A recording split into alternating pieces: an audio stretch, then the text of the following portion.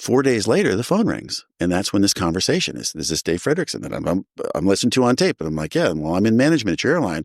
We want you to take over the drug and alcohol program. I'm like, okay. He says, but there's one caveat. And I said, what's that? He says, you're going to have to live. You're going to have to live in Texas. That's the power of God. I started laughing, and I said, I bought a house 4 days ago in Texas, and I didn't know why. And I'm gladly moved to Texas because clearly, in my mind, that was God's will for me.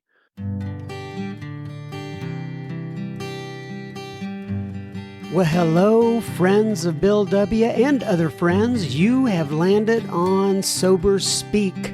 My name is John M. I am an alcoholic, and we are glad you're all here, especially newcomers. Newcomers, that is, both to recovery as a whole and newcomers to this podcast. Sober Speak is a podcast about recovery centered around the 12 steps of Alcoholics Anonymous. My job here on Sober Speak is simple. My job is to provide a platform to the amazing stories of recovery all around us. Consider Sober Speak, if you will, your meeting between meetings. Please remember, we do not speak for AA or any 12-step community. We represent only ourselves. We are here to share our experience, strength, and hope with those who wish to come along for the ride. Take what you want and leave the rest at the curb for the trash man to pick up. Greetings from Studio AA, deep in the heart of Texas. That was the voice of our friend Dave F. Again, that you heard on the beginning of this episode, and you're going to hear so much more from him in just a moment. But first things first, this episode is made possible by Scott. It's actually Scott with one T. And you may ask yourself, what exactly does Scott do? Well, Scott went to our humble little website, www.soberspeak.com. He clicked on the little yellow donate tab and he made a contribution. So thank you so much, Scott. This here episode is coming right out to you. All right. Now we're going to go right into Mr. Dave F. Today, and this is we're calling this one, by the way, hopefully you heard Dave F last week, but you don't need to hear these in order. If you didn't hear him last week, go back and listen to that one because you're going to really enjoy it. But this is the second part that we recorded with Dave, and this episode is called The Power of God. So Dave is from Mound, Texas, and we're going to talk about several things. The placard that Dave keeps on his desk, by the way, I have incorporated that into my daily spiritual life. You'll hear him talk about what's on that placard. Dave's relationship with Mark Houston, working with people and the joy that brings him, the guilt and shame of how that affects us, Dave's passion for Alcoholics Anonymous, and the priority exercise, and much, much more. Ladies and gentlemen, I present to you one more time, Mr. Dave F. Enjoy, Dave. Okay, everybody, so we are back again on another episode with Mr. Dave F. So, Dave, I'm going to have you go ahead, introduce yourself, give your sobriety date if you wish, and tell people where you live in this great land of ours, please. My name is Dave, and I'm an alcoholic. And by God's grace, I've been sober since December 5th, 1981. And I live in Flower Mound, Texas these days. By the way, December 5th, 1981, do the math for me. How many years is that? 43 and change, maybe 6 months. Wow. Yeah, 43 and a half years. Yeah. Not bad. Long time. And it used to be you would go to a meeting and for somebody to actually stand up with 40 years, like if you're at an international conference or something like that, was really, really rare. Now, it's not like everybody's doing it. Sure. But there's a lot more people that are, they're living longer. They've been around Alcoholics Anonymous longer. But anyway, so I want to go over just real quickly, kind of some of the things we talked about last time. Sure. Obviously, you're an airline pilot.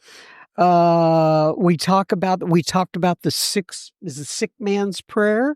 Forgiveness prayer. What's that? People call it the sick man's prayer. It's actually the forgiveness prayer. The forgiveness prayer. That's Yeah, right. Yeah. yeah. In fact, that's exactly what we talked about. Yes. And we talked about forgiveness. At Absolutely. length. Yes. We talked about resentment. Yeah. Go ahead. And on that subject, I didn't cover what I really should have covered more is one of the things you'll hear as a common theme when people talk about forgiveness. Most alcoholics can forgive other people eventually once they made some of their own amends, etc. But they have a hard time forgiving themselves. And my experience is everybody that has a hard time forgiving themselves has never written a proper forgiveness prayer for themselves. And it's a 12-part prayer right out of the big book. Oh. And when you write that prayer, it's funny, as you're writing, at least my experience is when I'm writing a forgiveness prayer, I get about halfway through the prayer and the kind of thought pops into my head is, why am I writing this prayer? Because the miracle has happened while I'm writing it. And there's something about, and it's got to be a written prayer. It's not one you say, it's written. And I don't know how to explain it other than the thoughts kind of go from your head down through your heart and then come out your arm. Sometimes when I finish writing a forgiveness prayer and I read what I just wrote, I'm like, man, that's good work. Thank you, God. I don't know where those words came from. They flow. And in that process, I get forgiveness. It's one of the coolest experiences. And I've helped literally thousands of people write forgiveness prayers, and almost everybody's had that exact same experience. And they go, this was the coolest experience I've ever had in my life, is writing forgiveness prayers. You don't realize that I'm going to be leveraging our relationship after. Sure. Hey, I'm easy and I'm cheap. And I'm local. Yeah. I'm really digging this. I'm so glad, and I talked about it last time, but there was a guy named John D who wrote in with that damn AOL email you were talking about. Yes. And I was like, this guy's got an AOL email. And now I know why. Well, I have other emails, but everybody uses the AOL, aadave1 at AOL.com because it's still there, And matter of fact, let me tell a story about that. Yeah. I got an email that talked about the power. They used to have loners groups, which most people never even heard of loners groups. But for people that would be in a fire station, when I first got sober in the 80s, you could write letters telling your story and send it into GSO, and they would send it to people that were loners, people that were on merchant marine ships where they'd be out at sea for 2 or 3 weeks, and you would start a correspondence. People in prison that were in supermax prisons, they couldn't get visitors, they didn't have any A meetings in the prisons. Like I said, people that are working in fire station stands, out in the middle of the woods, people in remote places like the South Pole or the North Pole on duty stations. And so with loners groups, when I was first sober, my sponsor had me writing letters as part of the loners, as part of my service structure. And then with tapes and audios, those started to spread. Well, I got a phone or an email to that AOL email address from a guy in Africa. And he says, there's no alcoholics in my town. There's no AA in my town. He says, I've got internet at the library. It was dial-up, the old beep, beep, beep, that kind of internet. But he had internet, and he was about 350 miles from the closest town that had an AA meeting. And he says, I'm dying. I need help. And so I emailed him back and said, I got you, brother. And I literally wrote an entire big book workshop. It's called Fellowship of the Spirit, Northern California. And I presented it with my buddy JR up in California. And I literally I write inventory every 6 months, every January and every June. And so it was time for me to write inventory anyway. So I wrote inventory and used my own inventory and put it into a PowerPoint presentation with colors so that to show him exactly how you apply the big book and work through the steps. And so he's got the audios. I wrote a 55-page study guide on the notes from the big book and the important pieces for him. And so he's got the PowerPoints, the audio, a big book, and that's all he needs. He's got everything he needs. And I sent it to him, and he's still sober today. Right? So that's the power. You don't know what's going to happen when you put something out there, what God's going to do with it. And I got stories I could tell you all week. I on our last one, I talked about an 800 number. I did some recordings and they managed to get to a guy in Chicago. I'd never met the guy. He calls me up. He's like, "Hey, are you the pilot?" And I said, "Yeah." And he goes, "Well, I think we work for the same company." And I said, "Oh, great. What can I do for you?" He says, I got a drinking problem. I can't get sober. I've relapsed a bunch of times. Can you help me?" And I said, "Sure." And I took him through the 12 steps over the telephone, right? He gets sober. He gets sponsees. He's off. He's doing his own thing, right? Had never met the guy, right? So a few years later, I get this phone call, and they're like, "Hey, are you Dave Fredrickson?" And I'm like, "Yeah." "And are you Dave Fredrickson I'm listening to on tape?" And he's like, "Yeah." He says, "Well, I'm so and so, and I'm in management at your airline." And the guy from Chicago had given those recordings to the management people at my airline. And they're like, we want you to take over the drug and alcohol program for our airline. And I'm like, okay. So I take over the thing. Well, here's the weird part of the story is I was living in New Jersey. I'd been living in Jersey my whole life. And we lived in this small little house and we'd outgrown the house. We started having kids and it was just this tiny little house. So I said to my wife, "Let's go. We're going to have to move." Well, it was so expensive. We couldn't afford anything in New Jersey. I said, "Well, go look in Pennsylvania." She goes, "I'm not driving to Pennsylvania." She hates to drive on the highway. I said, "Well, let me show you how to do it on the internet. We'll go look for builders and yada, yada, yada." And she starts going, "Well, why can't we move to Chicago?" And I said, "Because it's too windy and cold." "Well, why can't we move to Miami? It's too hot and humid." And what she's doing is going to all the different bases that my airline has. And I'm quick enough to figure this out. And I said, "Well, honey, let me save you the chase." I said, "There's only one place I'd even consider, and that's Texas, the Dallas base, because I got a bunch of buddies that lived in Flower Mound. It's the only time I'd ever been to Flower Mound. And we call it a pilot ghetto. There's just, you can't throw a stick without hitting a pilot in Flower Mound. It's 8 miles from DFW airport, right?" And so I called one of my buddies, Myers Raymer.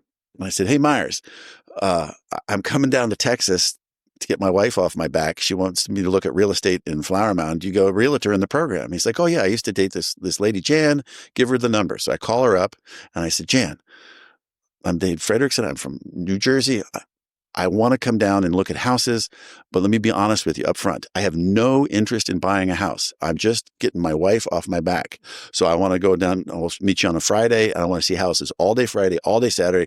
I want her crying on the way back to the airport on Sunday because she's so tired of seeing houses that she gives up on moving to Texas." She says, "Okay." So, right. Of course, I'm dishonest as hell because I didn't tell my wife this is what I was doing. That's alcoholic manipulation 101, right? So we fly down to Flower Mound and we're looking at all these houses. And in Texas, they put these realtor signs all over the place for different builders. And every time I'd see this one sign, my heart would kind of jump in my chest and I'd be like, "That's really weird."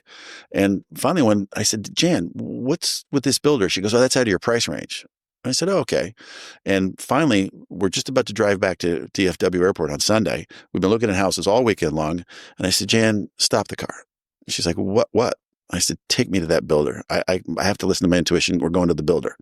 Right. So we go to the builder, we get out to the model house. It's the only house it's just like dirt, right? And it's one house. It's got the flagpole and it's the open house. We walk in and I hear the words that no husband ever wants to hear from their wife. She walks in and she goes, "Oh, I love this house." Right. Right.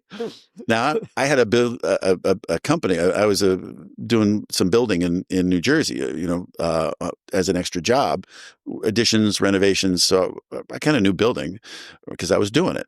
And I walked in and I started pointing out the things that I didn't like. Well, that they didn't do a good job on that crown molding over there and yada, yada. So my wife's like, "No, we want to find out if we can make an offer on the house." And so the guy quotes me the price and I go, "Nah, that's way too high for this. If I'm going to pay that much for the house," and I started saying, I want you to blow the back wall out 8 feet and I want it wider here. And I want a full apartment above the garage. And I threw everything I could think of but the kitchen sink. And he says, "I'm going to have to call my boss. Hang on a second." So he calls his boss and he comes back and he says, "You got a deal." I said, "Well, I don't have any money to give you. I haven't even sold my house in New Jersey." He says, "You got $1,500? And I said, "Yeah, but I want a weasel clause."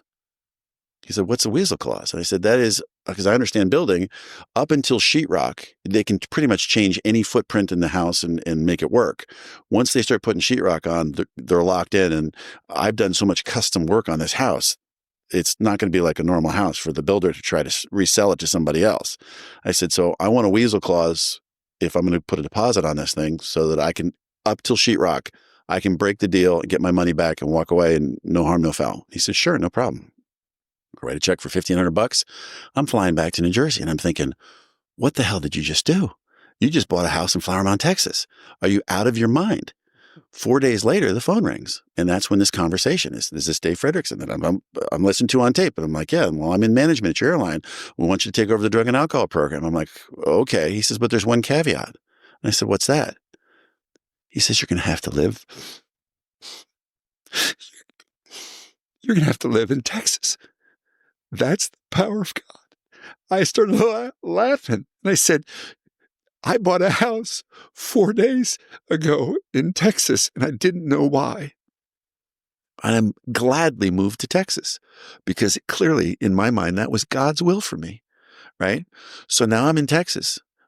That job allowed me to start teaching the FAA drug and alcohol school. And I got to start the drug and alcohol program for a whole bunch of different airlines and the United States Air Force to change thousands of people's lives. Why? Because I put my stupid email on a damn recording and trusted God. That's my life. God has blessed me in ways you can't even imagine. Miracle after miracle after miracle after miracle. And I've been on the front line of the whole thing, just watching. You know, I have a laminated card on my desk that says, what I want doesn't matter. I don't get a vote because I work for God today. To me, that's my image of the third step. I get up, I suit up, and I go do God's work.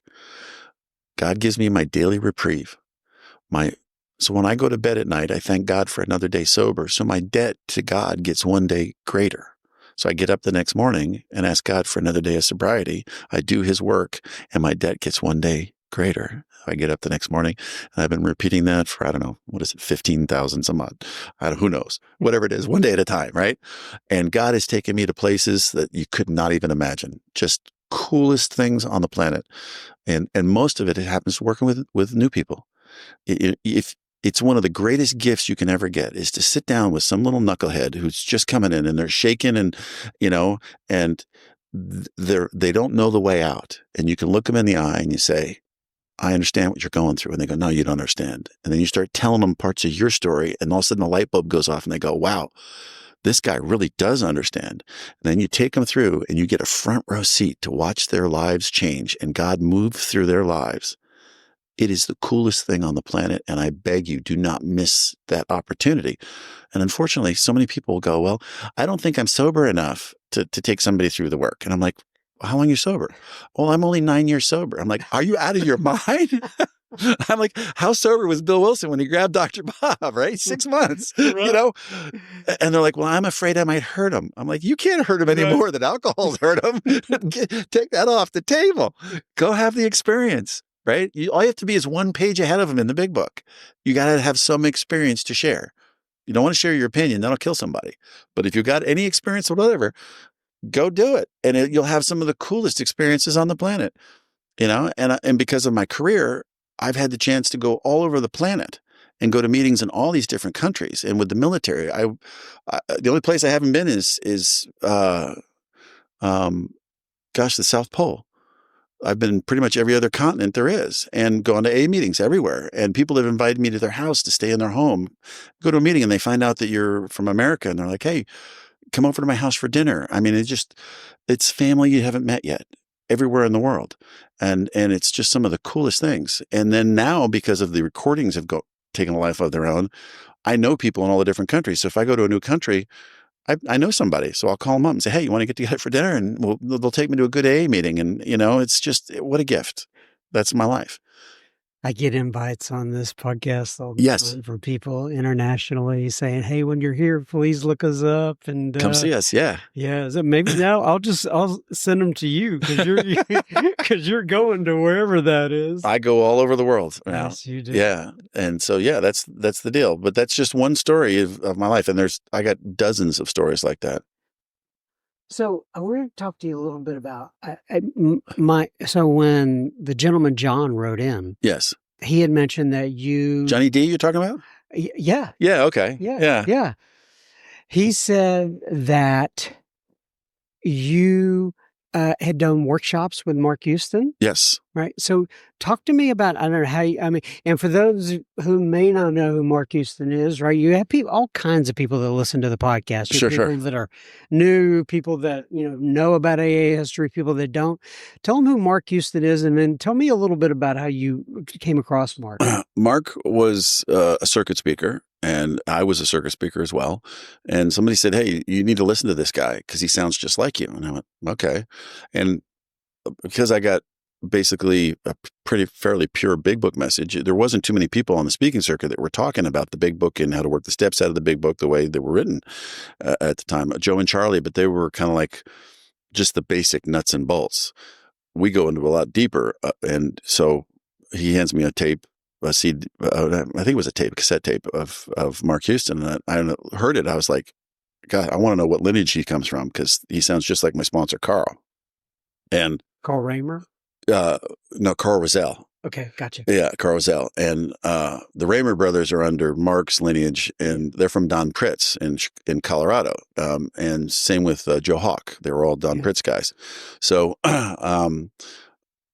I called a guy, the biggest taper on the East Coast was Glenn Kay. Glenn Kay audio tapes. So I called Glenn. I said, "Hey, you got a number from Mark Houston?" He's like, "Absolutely." So he gives me his phone number, and I called him up. And I said, "Hey, man, where do you live?" And he goes, "Dallas, Texas." And I said, "What are you doing tomorrow?" He goes, "Nothing. Why?" I said, "Will you pick me up at DFW?" He's like, "Okay." I said, "I'll fly in on this flight." Because I'm a pilot, I just jumped on an airplane, flew down to Texas. He picked me up, and we went out and had lunch. And I asked him, and basically, I was picking his brain as to where did you learn this message? Because you're one of the few people that I've ever met that has a similar message to what I was taught. And he explained Don and his relationship. And at the time, he and Joe were doing big book workshops together around the country, but primarily around the Western United States. And I was doing all my stuff on the East Coast, up and down the East Coast of the United States. So I said, being on the speaking circuit is very dangerous. And he said, "What do you mean?" And I said, "Well, people look at you like you're some kind of a guru or whatever. I'm just a drunk. I put my pants on one leg at a time, just same as you do."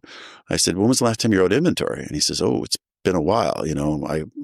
At that point, Don, I think, had even died by that point. And he's like, "Well, it's been a couple of years since I've written inventory." And I said, "Hey, why don't we write inventory and we'll swap fifth steps? How's that?" He's like, "Great." So we made it a date. I flew down to Texas a second time. We sat down, and we spent all day together, and we started step one, and we wrote inventory. We swapped fifth steps, the whole 9 yards. And a friend of ours had asked us to both speak at Fellowship of the Spirit in New York City. And so Mark and I, like 2 weeks later, met in New York and did a big book workshop called Fellowship of the Spirit. And that workshop with Mark was something special. It is, more people have called me and said, "I heard that message that you two shared and I'd never heard anything like it, and it changed my life. Could you help me through the work? Because I'm 5 years, 10 years, 20 years dry in this program. I know I've missed something. I just don't know what it is. And I can't figure it out. Will you help me?" I'm like, "Absolutely." And so then we started doing big workshops. Well, in the middle of that workshop, I'm looking at these guys with 25, 30 years sitting in the front row at the workshop, and they're kind of bored because they've heard the big book message so many times. And I said to Mark, "Hey, how about next year we do a retreat, not a big book workshop, a retreat, and I'll write some spiritual exercises to hit the steps from a different angle, kind of shake the rust off some of these old timers. And we'll do it predominantly not for newcomers, but for old timers." And so we went up to the Wilson House in Vermont, where Bill Wilson was from, and it's now it's run by alcoholics. It's owned by alcoholics. It's a nonprofit organization, and people volunteer take their vacations to go do service at the Wilson House. But there's about 6 or 8 workshops there a year. And so Mark and I went up there and we did a retreat at the Wilson House, and I had written all these exercises. And so not like a workshop, it was a retreat. So we'd get up and we'd present a subject on like step one, and then I'd hand out the exercise, and then I'd say, "Okay, we'll be back in half an hour." And then everybody go write the exercise, do the work, come back, and they talk about the experiences they had. And we call that the next step, emotional sobriety. And that was an awesome follow-up sister series to that. And then, and I spoke with Mark on a number of different occasions. We even did one here in Texas at over on Lake Louisville. There's a seminary. There's like a Christian summer camp. I forget what the name of it is, but it's right on Lake Louisville up in Denton. And we went up there and rented that from the church and did a workshop up there and together. So we did a number of workshops until Mark died a few years back. Yeah. Yeah, I think 2017 or something is when he passed. When was the last time you did a workshop? Me? Yeah. Fellowship of the Spirit, Northern California, 2019. Okay. And I made the decision that that's probably going to be the last workshop I ever do. Because teaching the 12 steps, that's easy. What I find is people go to workshops for a weekend and they sit there for 3 days and they listen and they hear things that they've never heard before. Then they go back to their home group and they parrot what they heard without ever having the experience of done the work. Right? So I do retreats now. Okay. So when was the last time you did a retreat? Because maybe a year ago. The reason you kind of got my mind spinning, like these mics right here, we have a little bit of a platform to, and I'm thinking on the fly here to advertise things like that, or promote, market, whatever you want to say. How long does a retreat last? It's a weekend. It's Friday, Saturday, and about half of Sunday. It's typically. The next one I'm doing is in next year it's up near Seattle. I'm doing one. It was supposed to do it during COVID, and then COVID hit, and I was like, we're gonna have to scrap it. And then I got a new job at the airline, and I'm junior. I couldn't plan my schedule to be able to get the guarantee I'd get the weekend off. And so we said, how about 2026? And we're like, okay. So I'm doing that one. It's been on the books for a while. And say if we did one local here, it would be easier for you. Sure. Yeah. We'll figure it out. We'll talk about it after we quit recording here. But one of the things that I've realized, the book says very clearly that you have to maintain and grow your spirituality. Most people maintain it. They pray every day. They get into a habit of the daily disciplines. But the real question is, how do you grow your spirituality? Right? And my teachers are all dead. The guys that taught me have all passed, after 40 whatever years, right? So I go to God a lot and I'm trying to challenge myself. And so I do a lot of meditation and prayer. And in the prayer and meditation, God puts on my heart ideas. For example, I just wrote 2 new exercises, one for guilt and one for shame, and how to process. Because I run into a lot of men who've been sober a long period of time, and they've relapsed. So they got 10, 20 years under their belt, and they relapse, and they're out for 5 or 6 years, and by miracle, they don't die. But then they come back in, and they know, obviously, I missed something. What is it? And typically, it's either guilt or shame. And I had the same problem. And I was carrying a lot of guilt and shame from my military service and some of the stuff you have to do in the military. And so I've got PTSD. So I was doing a lot of EMDR and work with a counselor from the VA, et cetera, to process it through. But I still kept coming up to this guilt and shame issues that I didn't know how to process through. And the counselors weren't able to help me with it. They kind of looked at me and said, well, we don't really know what to tell you to do. Because I'm like, give me an exercise. What steps, we're step oriented, right? And I'm a pilot. Give me a checklist. What do I have to do? And so that's what I tend to do is I write these exercises and I do them myself and I see what the results are. And if I have a positive experience, spiritual experience by doing it and I get some relief, then I call some of my sponsees that have similar issues and I'll guinea pig them. And I say, hey, you want to be a guinea pig? They're like, yeah. I'm like, here, let me give you this exercise. And so they do it. And if they have the same experience that I have, I'm like, all right, now I know I've got something. And so then I'll fold it into a retreat and I'll start to teach it. And so other people can have the experience, so I've probably written 50 or 60 exercises. I've got a whole folder of exercises.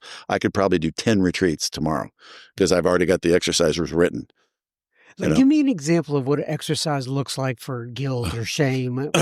For you picked two of the longest exercises. I'll give you this. Are you familiar with the second step proposition? Proposition. The second step proposition out of the big book.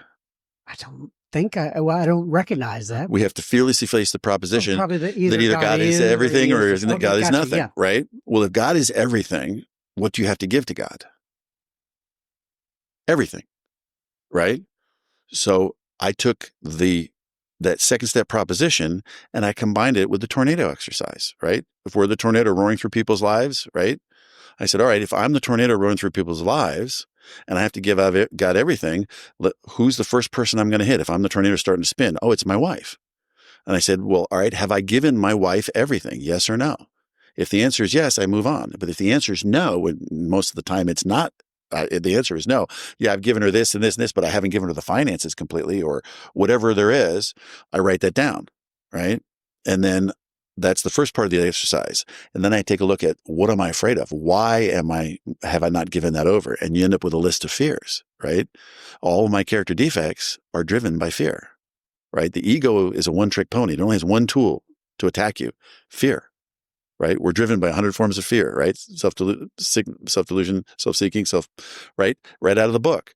So now once I have a list of fears, I can use the big book tool to process those fears. And then that'll open me up to be able to give that whole area over to God. Connects it back to the third step, turning my will and life over. Well, who's the next person I hit? My kids. And I keep spiraling that tornado further and further out. And so I wrote a second step proposition exercise and I presented it at the Wilson House as one of the spiritual exercises. And man, it'll cut you open like a ripe watermelon. And you'd be surprised at some of the stuff. You think you're working a solid program and all of a sudden you look at this and you go, oh my gosh, what did you do to me, Freddie? You know? Okay. So aren't you sorry you asked? Yeah, no. I am sorry. I can see about 10 questions popping. Yeah. You noticed like when you were talking about that, like finances and your wife and stuff like that, and kids. Like I don't know but my shoulders just dropped, right? And I was looking at you, going, "Oh man, we're gonna have to talk about some of this offline." And I know I'm not the only one. Well, here's one that I find changes people's lives. One of the things that my wife and I have been doing for 38 years, 37 years, is couples meetings, which most people have never heard of a couples meeting. And we actually host one online. It's on Monday nights at 6:30. And it's an open meeting for AAs or Al-Anons or both or neither. Doesn't matter. We talk about how to practice the 12 steps, the 12 traditions, and the 12 concepts in your relationship. Is your wife an Al-Anon? My wife's an Al-Anon, yes. Breaking her anonymity. I'm sorry about that. She's giving me permission. She doesn't mind. I just figured since she's on the call. And a lot of times when I speak at a convention or whatever, they'll need an Al-Anon speaker and they'll say, hey, would your wife come? So a lot of times we speak at the same event. Yeah, they save money by having one room. Right? Exactly. Yeah. And so. Do you know Cliff and Lori very well? Cliff and Lori G from Oklahoma City?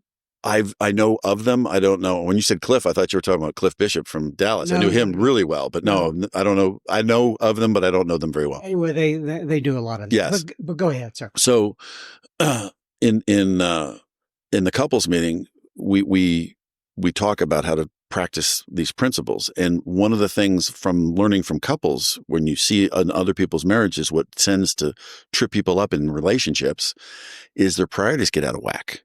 And so I created what's called the priorities exercise.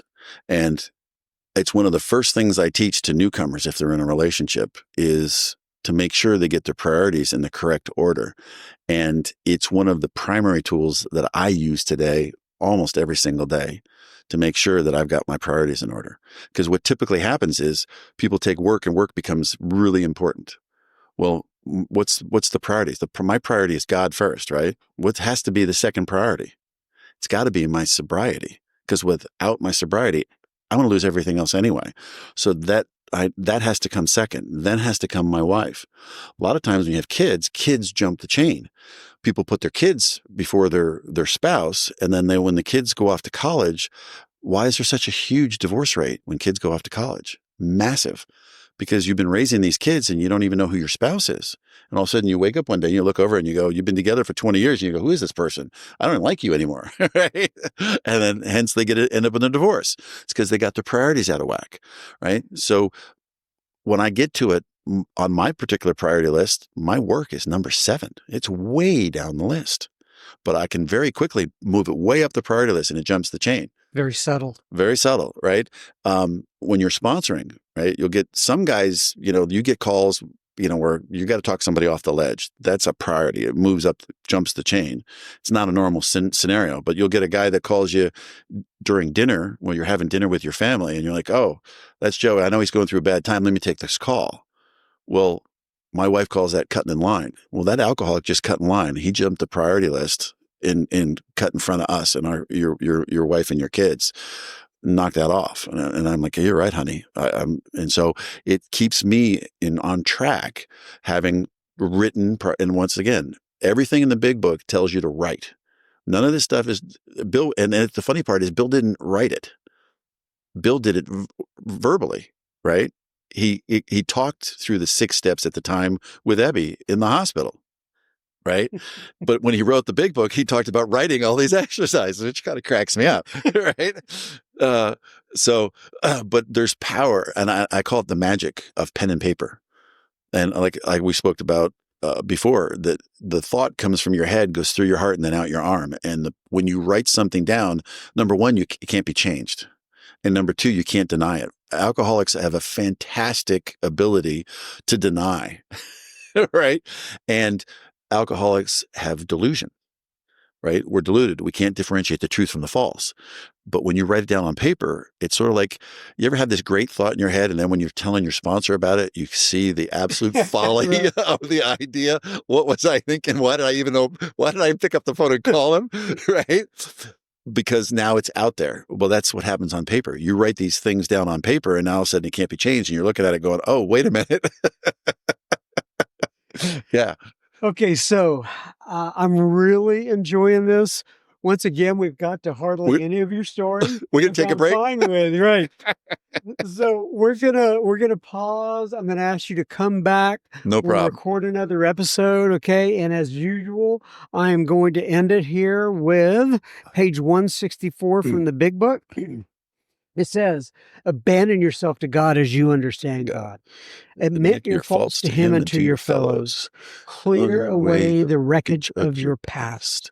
Give freely of what you find and join us.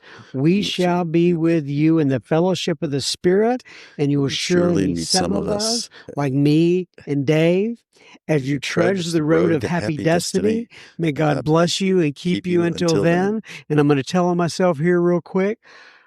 We have gone back and forth on text, right? Yep. We met each other for the first time at a meeting just about an hour and a half ago or so.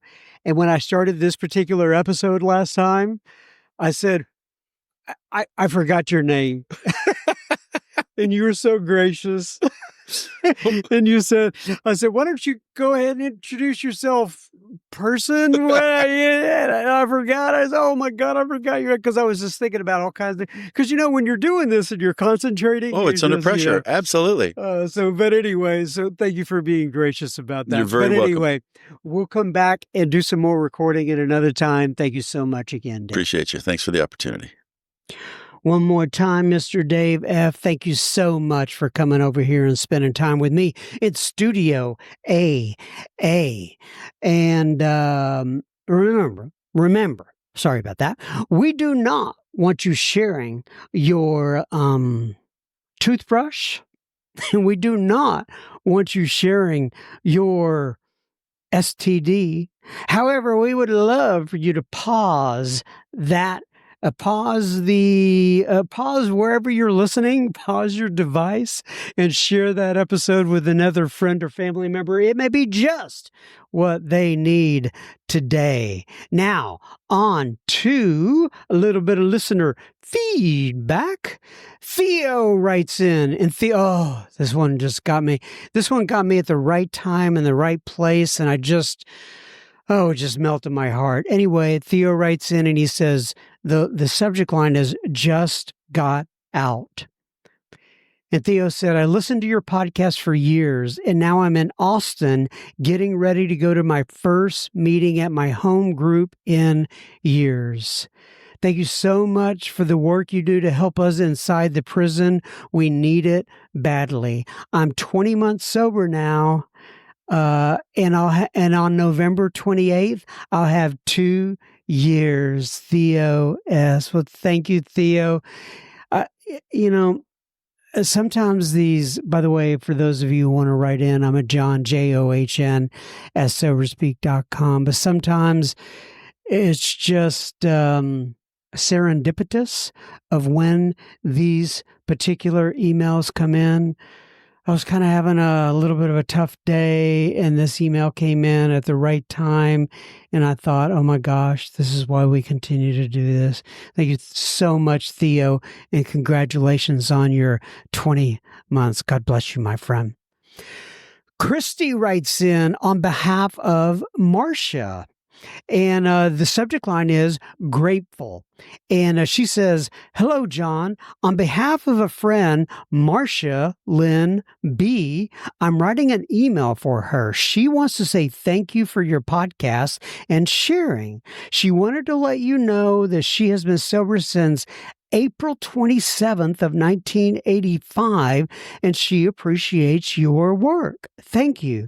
So I had to write back and say, well, is Marcia not really into technology or what? And Christy wrote back for Marcia, and she said, she just wrote back and she said, in answer to your question, yes, you got that right.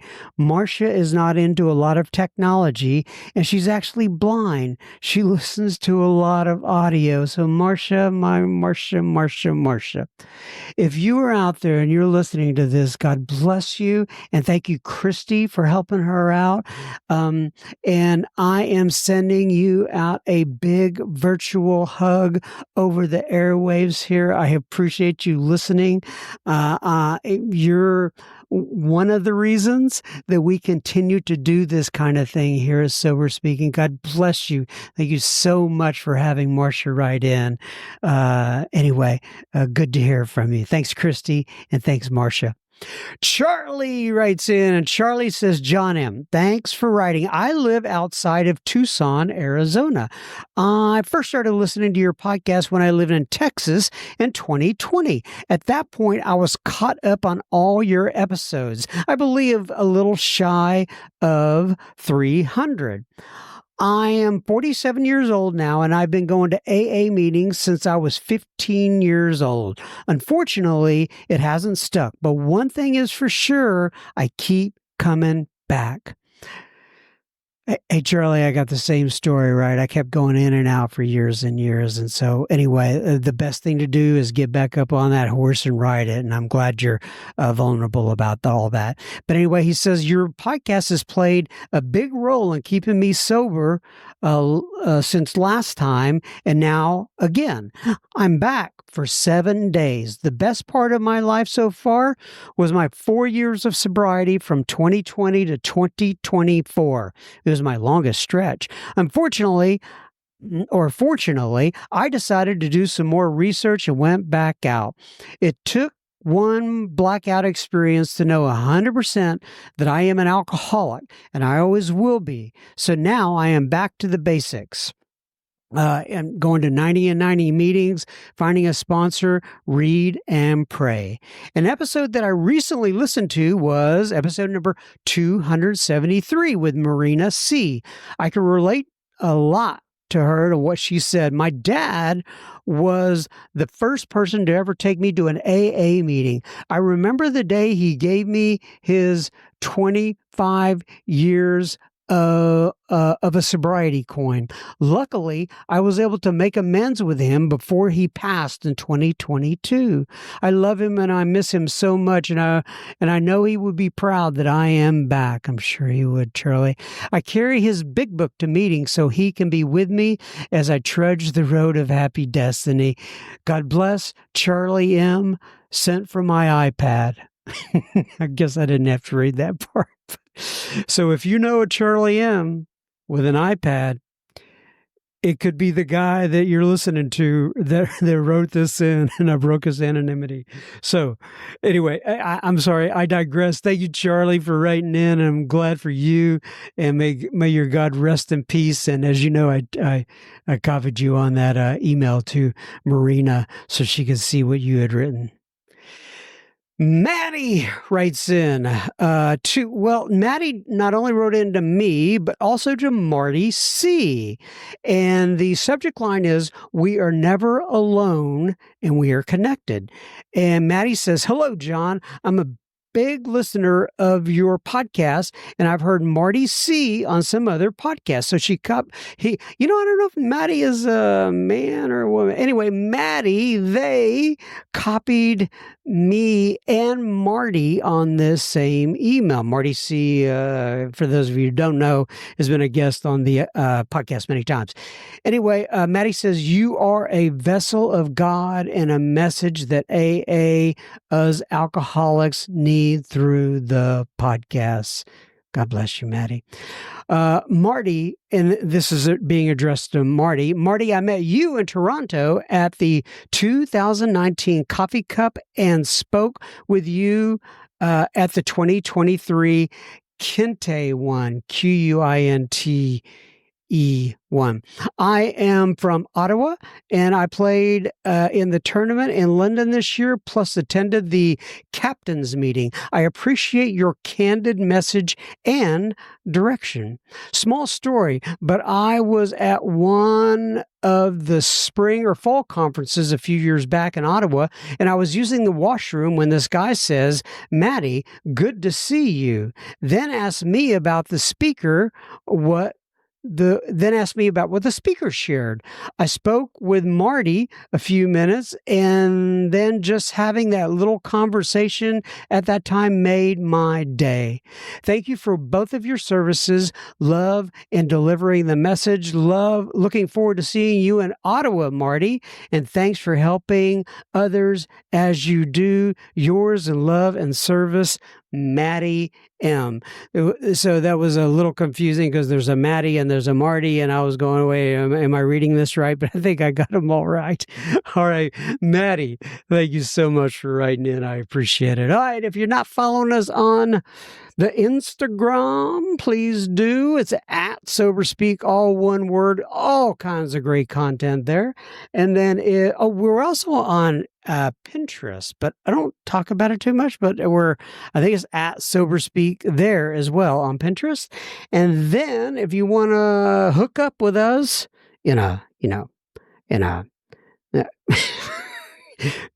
not hook up, but just come by and be part of the group. If you want to hook up with us at the Facebook group, look up SoberSpeak Secret Group on Facebook. Ask for Mission and we'll get you on in there. All right, everybody.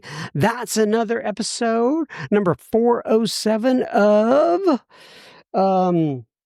SoberSpeak in the books. Keep coming back. It works if you work it.